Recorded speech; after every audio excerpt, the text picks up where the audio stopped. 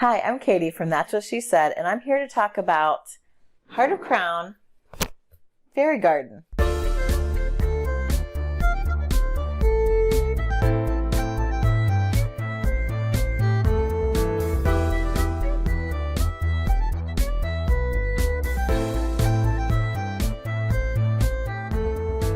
I really love deck builders. If you've watched or listened to any of my top 10 videos or top 100 videos, there are a lot of deck builders in my top 20.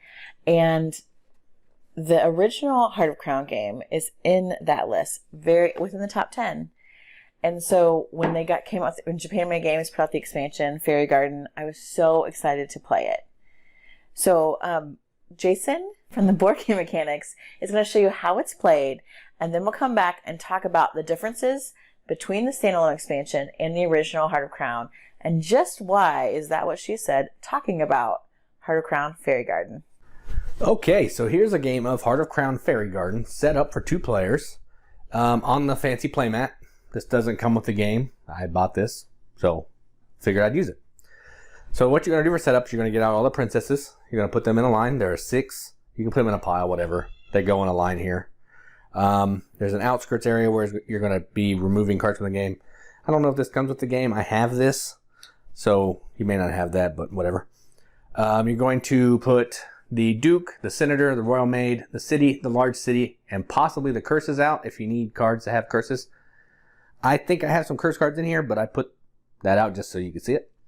You're going to then pick 10 different sets of cards. There are recommended sets in the box you can use, or there are randomizers, which look like this. They're the card, but they have like a blue back, so you know they're the randomizer. And you're going to pick 10 sets. You're going to mix them all together, and you're going to put out 8 piles of different cards. So if you get the same cards, you're going to put it on top of the other one. You just keep going until you have 8 out, and you'll put the rest of the deck in the middle. All players are going to start with 7 of these farming villages. They're worth 1 coin. And 3 royal maids, which basically do nothing but clog up your hand. They also have negative effects during backing a princess. I'm probably not going to go into that too much. I'll just tell you how it works after I play a couple rounds. So let's go ahead and dive into it. So this is a deck builder. What you're doing is you're using the not so great cards that you start out with to buy better cards that you're eventually going to use to back princesses to try to be the first person to score points. Each of these 6 princesses have a special ability, and they're going to help break the game in some way. These cards over here are points. These are the cards you want to associate with your princesses to score the most points. So it's going to be played over 2 halves. Essentially, the first half is using cards to buy cards, buying cities, large cities, dukes, senators, and royal maids. And then when you feel like you have accomplished enough of that, you're going to pay 6 coins to recruit a princess that you're going to try to be getting the favor of to help get the points. And then so that'll be the second part of the game. So the rest of the game, you're either going to be taking turns to buy cards or putting cards to your princess. All right, so let's go ahead and get started. So you draw 5 cards and you get rolling. So this player has 4 farming villages and an apprentice maid. So the way playing cards works here is, you can see on this farming village it has an arrow. If you play a card that has an arrow, that means you can play another card. So in this case, I can play 1, 2, 3, 4 of these farming villages. I'm not going to focus on the arrow a ton. Just know that if there's no arrow and you play that card last, you're done playing cards. So in this case, I have 4 coins that I'm going to be able to buy new cards.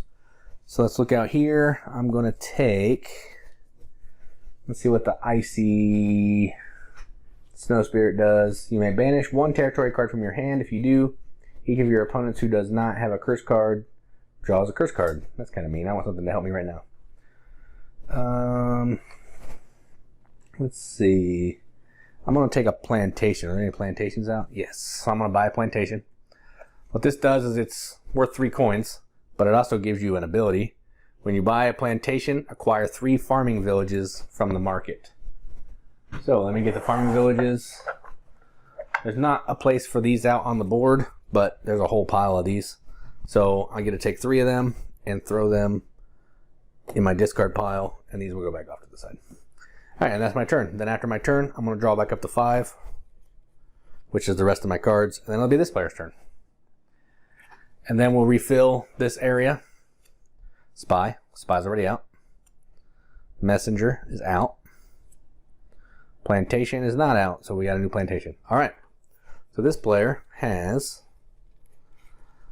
3 farming villages and 2 apprentice maids.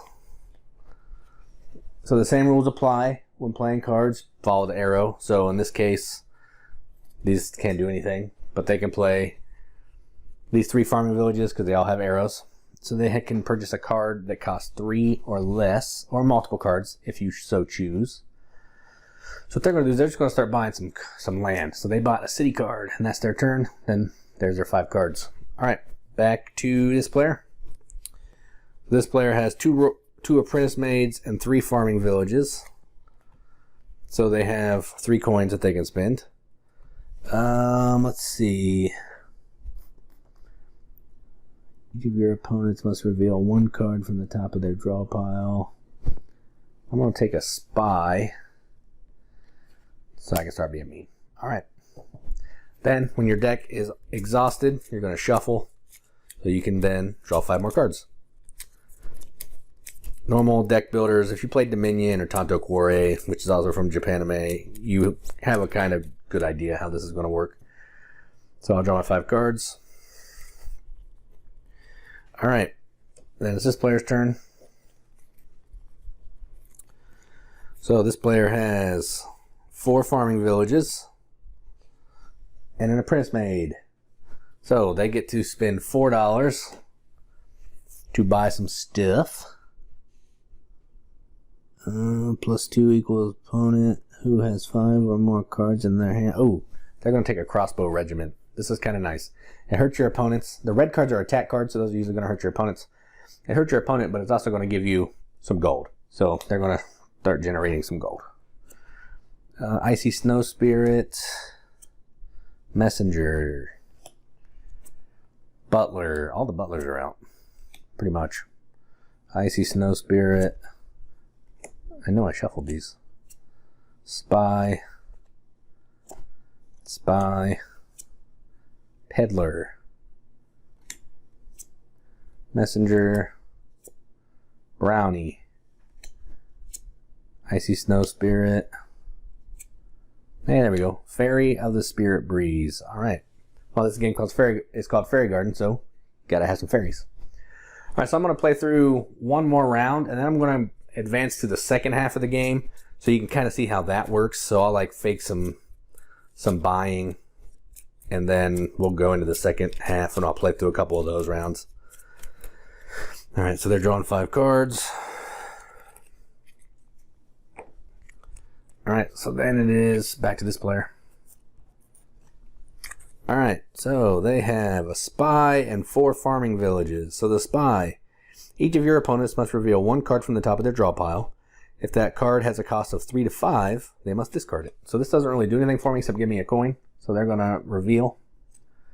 And it has a cost of 2, so they don't have to discard it. Alright. And I also have 4 farming villages, so that's going to give me 5 coins because I have 1 here plus 4. So I have 5 coins. So I'm going to buy a butler. It's going to let me take two coins or select 1 action or succession card from your hand and banish it. And I'll explain what that does when I start the princess round. Okay, so that's that player's last turn before the princesses. So let's grab a couple of these, just so we can fake a hand. Alright, and then it'll be this player's turn. And they have 5 farming villages. That's a pretty good hand. So they have 5 coins. So they're going to buy... They're going to go ahead and buy Butler too, because that seems like the thing to do. And then we will go ahead and give them some good stuff as well. And this. Alright. So now let me draw these fake hands that I just did. So this is this player's hand. And then this will be this player's hand. Let me make sure it looks good. Alright. Alright, so now it's this player's turn. So now basically we've exhausted the deck, so we'll just go ahead and... Whoa. We'll just go ahead and get rid of some of those. So what basically happens now is we can move on. Well, we can keep doing this if we want, or we can now start backing princesses. So here's what's going to happen. I have these cards. These 2 green cards at this moment are worth nothing. So I'm going to discard them. But these land cards give me 7 money to buy. Princesses cost 6. So what I'm going to do is I'm going to spend these to get a princess. So I'm going to take this princess just because it's easiest to show you the example. So I'm going to hire her or recruit her to my side. She comes with 6 points. So I'm 6 of the 20 there already.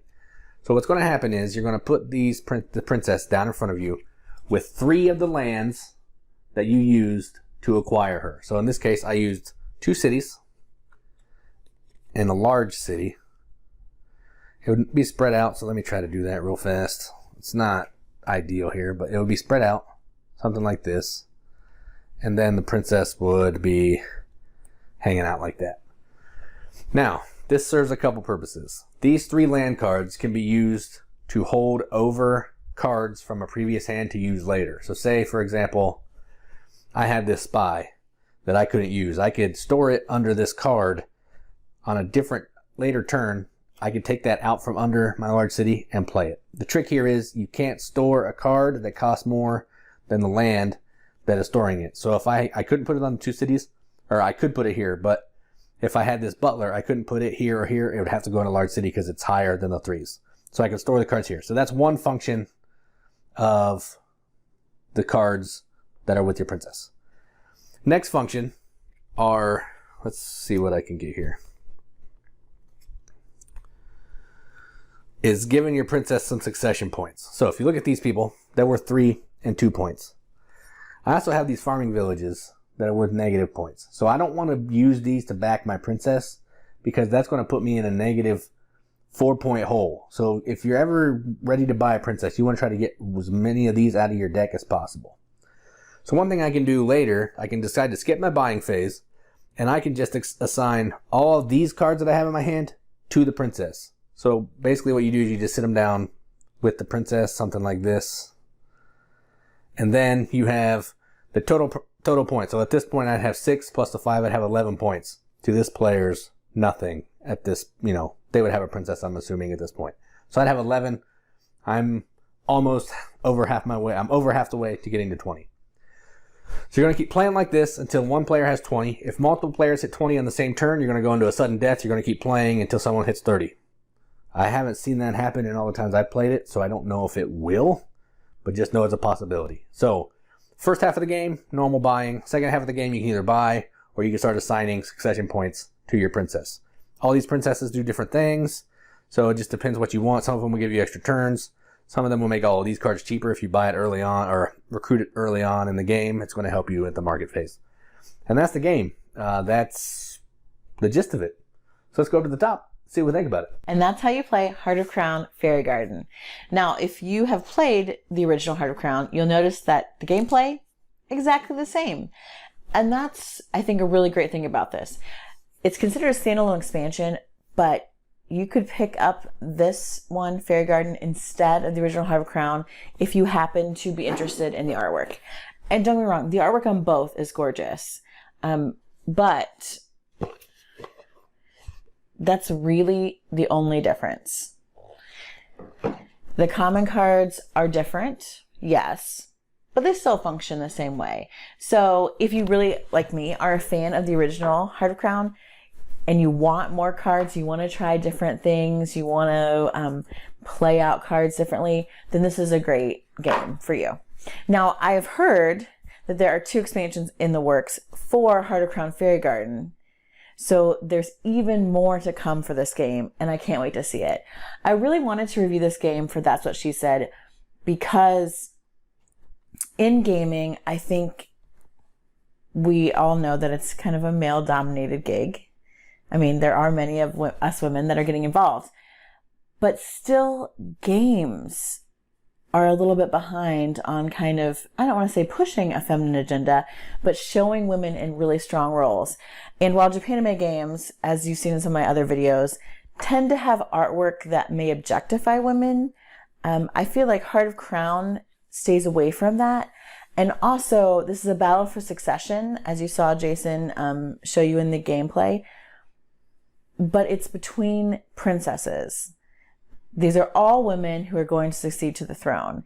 It's not the oldest male. It's not their brother. They don't have to marry somebody so that he can take over. The princesses are the ones who are going to be in charge. And I think that's a great thing. Having 2 daughters, I love that there's this game that doesn't have scantily clad women, that's really fun and interesting to play, that uses great mechanics that you'll find in any game, regardless of gender, but that it also shows women who get to have agency in their lives and in this kind of government.